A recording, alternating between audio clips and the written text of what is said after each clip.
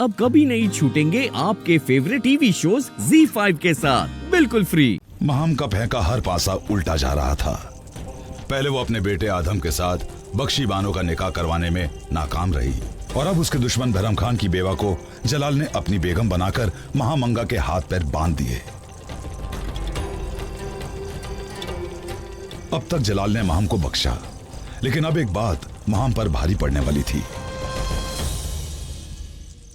इस वक्त ये दोनों जलाल के होजरे में जरूर कोई राज की बात है। बिल्कुल सही कह रहे हैं जहांपना। मालवा में आदम खान ने मुगलों का नाम मिट्टी में मिला दिया है और उसने बाज बहादुर की प्रेमिका रूपमती को अपनी हवस का शिकार बनाने की भी कोशिश की। इसी वजह से रूपमती ने खुदकुशी कर ली। इतना ही नहीं हुजूर, जितना खजाना वहां बटोरा गया उसका बहुत छोटा हिस्सा आगरा भेजा गया है। अपनी हद पार कर चुका है आदम खान। हमने उसे मालवा जीतने को कहा था, उसे बर्बाद करने को नहीं। कल तक हम ही उसे इनाम देना चाहते थे,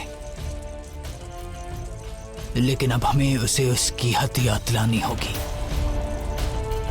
अगर कल बख्शी बानो और शरीफुद्दीन का निकाह ना होता तो हम अभी कूच करते, लेकिन अब रुकना होगा। निकाह के बाद हम सारंगपुर जाएंगे और इस बात का फैसला करेंगे कि आदम खान के साथ क्या सलूक किया जाए। एक बात और, इस बात का जिक्र आप दोनों किसी से नहीं करेंगे।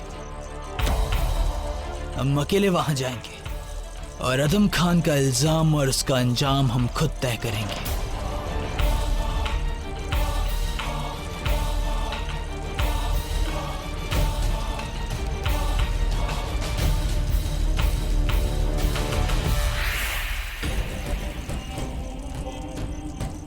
अगर जलाल वहां चला गया तो आदम का सर कलम हो जाएगा। क्या करूं? कैसे बचाऊं अपने बेटे को? शरीफुद्दीन और बख्शी बानो के निकाह के फौरन बाद जलाल मालवा की ओर चल पड़ा, सारंगपुर आदम से मिलने। धैर्य रखिए भाभी साहब, समय आने पर सब ठीक हो जाएगा। समय ही तो निकलता जा रहा है जोधा। 3 माह बीत गए उनको देखे हुए, और यहाँ शरीफुद्दीन हमारे खजाने को लूटता जा रहा है।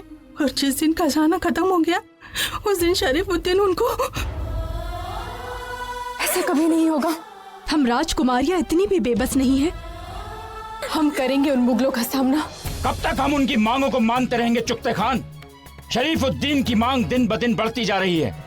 5000 अशरफियों से शुरू होकर 3 ही माह में उसने 20,000 अशरफियों की मांग रख दी है। कैसे संभव होगा ये सब? बापू साहब के होते हुए कुछ भी असंभव नहीं है।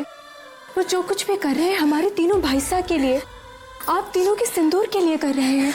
ये सिंदूर कब तक रहेगा जोधा? जब तक बापू साहब अशरफिया दे रहे, और उसके बाद हम तीनों के भाग्य में जुहार ही लिखा है। ऐसा नहीं होगा। बापू साहब कोई ना कोई उपाय अवश्य निकाल ही लेंगे। भारमल जी, अब तो आपके पास सिर्फ एक ही उपाय बचा है। बताइए, उपाय चाहे जो भी हो। शरीफुद्दीन के चंगुल से अपने बेटों को छुड़ाने के लिए हम किसी भी मार्ग पर चलेंगे। बापू साहब कभी कोई गलत मार्ग नहीं चुनेंगे। हमें उन पर पूरा भरोसा है। बताइए चुगते खान, कौन सा उपाय बचा है?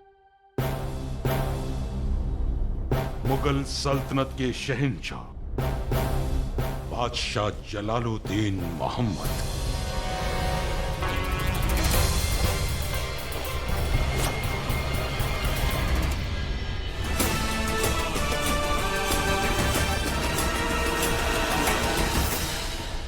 आपने ये सोचा भी कैसे चुगते खान? जलाल हमारा दुश्मन है। पर मैं आपका दोस्त हूं भारमल जी। यकीन मानिए, मैं आपका बुरा कभी नहीं सोच सकता।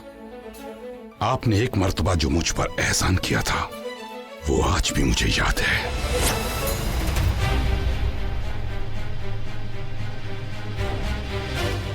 कौन हो तुम? मैं चुगते खान एक मुगल हूं। पठानों से जंग में जख्मी हुआ हूं, मेरी मदद कीजिए। इन्हें जल्दी से राजवैद्य के पास लेकर जाओ। क्षमा करें महाराज, एक तो ये मुगल है, दूसरा पठानों से बचकर भागा है। इसे शरण देना राजनीति नहीं। हम राजवंशों की नीति का मान रखेंगे और राजवंशों की नीति यह कहती है कि कोई घायल हो, मदद चाहता हो, शरण में आया हो तो उससे मुंह नहीं मोड़ते। इन्हें तुरंत लेकर जाओ, आज वैद्य से इनका उपचार कराओ। और आपकी वो बात मैं मरते दम तक नहीं भूल सकता, ना ही आपके साथ कुछ बुरा होते हुए देख सकता हूँ। आप मेरी बात मानिए, बादशाह जलालुद्दीन से दोस्ती का हाथ बढ़ा लीजिए। पीठ पर वार करने वाला मित्र नहीं होता चुगताई खान। वो आमेर में आया था छिपकर हमारे भेद लेने के लिए। हम उस पर भरोसा नहीं कर सकते। आगरा की सियासत में बहुत बदलाव आ चुका है भारमल जी।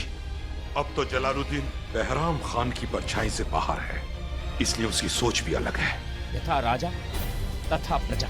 शरीफुद्दीन की हरकतें देखकर हम उसके बादशाह की सोच का अंदाजा तो लगा ही सकते। जब सूबेदार ने हमें इतना अपमानित किया तो उसका बादशाह क्या कर सकता है? हम उसके सामने सर नहीं झुका सकते। आमेर के राजा अगर आगरा के बादशाह से बातचीत करना चाहें तो उसे झुकना नहीं कहा जा सकता भारमल जी। सियासत सिर्फ जंग से नहीं चलती, सुलह, तरकीब और समझौते आज भी सियासत का एक अहम हिस्सा है। अगर आप आमेर और अपने बेटों को बचाना चाहते हैं तो एक बार बादशाह से। बस, हमें कुछ भी मंजूर नहीं है। आप जा सकते हैं चुगताई खान।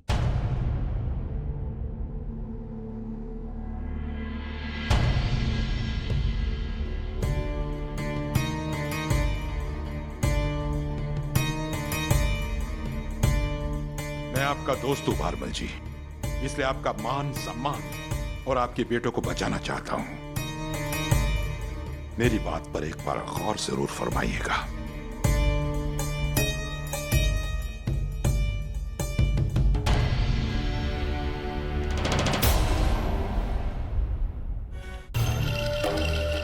जलाल के सहारनपुर पहुंचने से पहले हमें आदम को होशियार करना होगा, वरना जलाल से आदम को कोई नहीं बचा सकता।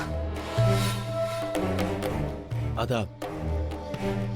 जलाल सहारनपुर के लिए निकल चुके हैं। हम चाहते हैं कि जलाल से पहले तुम सहारनपुर पहुंचो और आदम खान को हमारा ये पैगाम दो कि जलाल उनकी खबर लेने के लिए वहां पर पहुंच रहे हैं। और हाँ, उनसे ये भी कहें कि हम भी जल्द से जल्द वहां पहुंचने की कोशिश कर रहे हैं।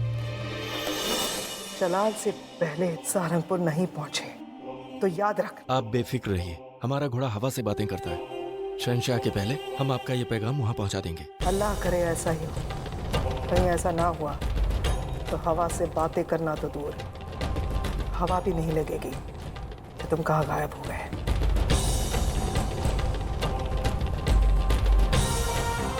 रेशम, तैयारी करो, हमें जल्द से जल्द आदम तक पहुंचना है।